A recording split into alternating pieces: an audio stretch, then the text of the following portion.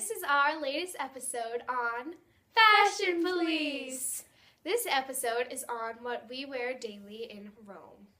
You know, even though we make fun of people 24/7 daily, we haven't told you what we actually wear here in Rome. Okay, so let's get started. The women of ancient Rome wore a long tunic called the stola. So traditionally, they would have worn a long sleeve tunic and then a short sleeve tunic over it.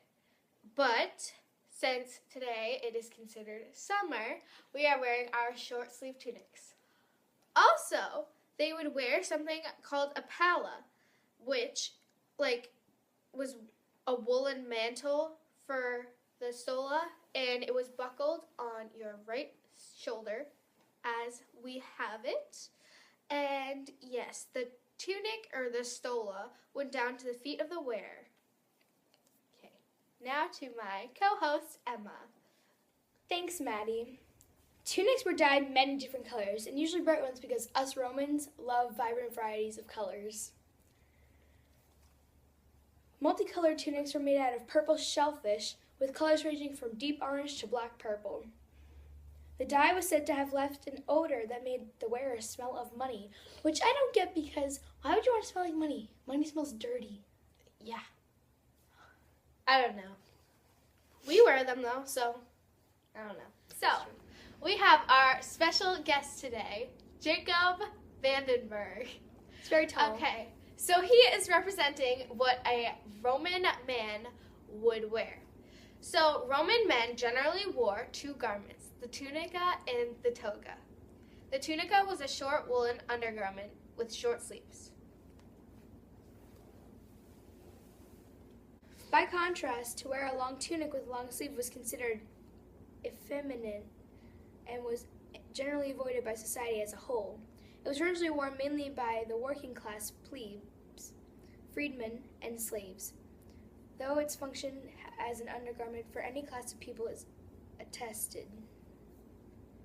Okay, so, as the toga was specifically meant as a public display garment, the tunica was also worn by any people within the comforts of their own homes.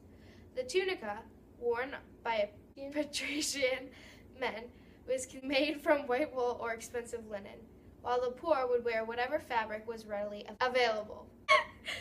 In addition, a belt would be worn around the waist of the tunica to hold the waist of the garment snug, giving the impression of a two-piece garment. The classic toga was a distinct Roman garment that only actual citizens were allowed to wear. Its distinct purpose was to indicate peaceful endeavors, as opposed to the sagum cloak worn during times of war. The toga was a large, cumbersome robe-like garment of white wool and used up to 9 yards of material.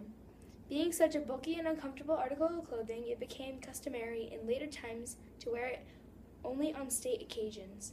During the time of Augustus, however, he implemented a strict moral code requiring the toga to be worn in all facets of public life.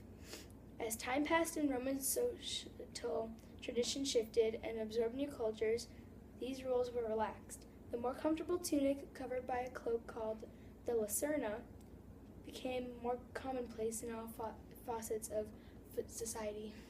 So now we're on to hairstyles. As you can see, we have curled Emma's hair to look like what a Roman girl looks like today. And as you can see, there are some nice loose but tight curls. Some are loose, some are tight, doesn't really matter. And braids that tie back around the head. This is a simple hairstyle, but it is very common in Roman girls. So, Emma, take it away. Well, speaking of curling, we're going to start off by talking about curling irons. The calamistrium was the name for the Roman curling iron. It consisted of a hollow metal outer cylinder and a smaller solid cylinder inside it. The hair would be wrapped around the solid cylinder and inserted into the metal outer. The metal outer would be heated in a fire, making the hair curly. So yeah, Okay, that's how I did this. so now we're going to talk about the dyes that they used to dye their hair. Dyeing the hair was popular among women. although the frequency that the hair was colored often made it weaker. Hair dye burnt the scalp and was harmful for the head. Artificial dyes could be applied through powders, gels, and bleach. Animal fat could be applied sometimes to make the hair more manageable.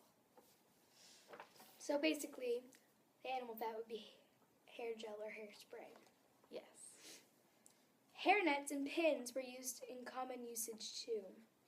Poor women would have used wooden pins, while the aristocracy used gold, ivory, crystal, silver, or painted bone. The pins would have been decorated with carvings of the gods or beads and pendants.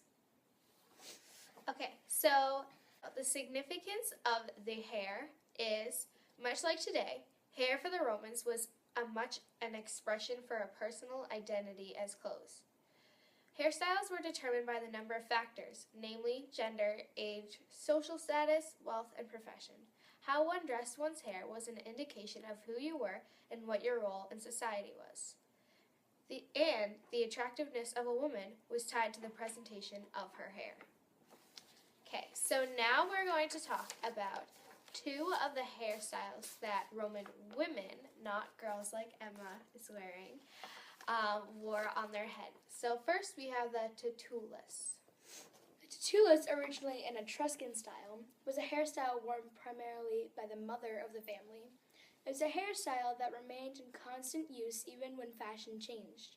To achieve it, the hair was divided and piled high and shaped into a bun, after which it was tied with purple fillets of wool. By the end, the hair would be a conical shape. It was also a hairstyle worn by the Flaminike. Next, we're going to be talking about the Flavian and Antonine hairstyles. Okay, so the Flavian and Antonine hairstyles are perhaps the most famous. The styles were lofty, deeply drilled with curls and braids. The high arcing crowns on the front were made using fillets of wool and taupees, and could be attached to the back of the head as well as the front. Typically, as in the case of the famous Fonseca bust, the hair was combined into two parts. The front section was combed forwards and built with curls, while the back was plaited and coiled into an elaborate bun. Okay, so that is it for hairstyles. So thank you for watching our social studies video period.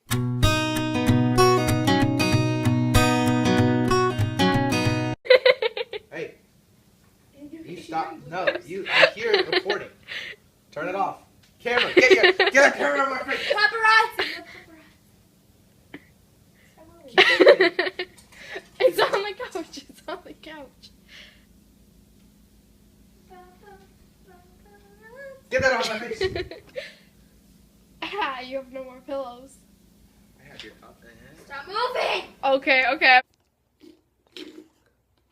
Press record. Wait. 1 second. Oh, stop!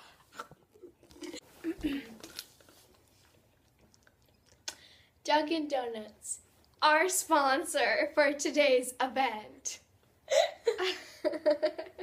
Turn it off.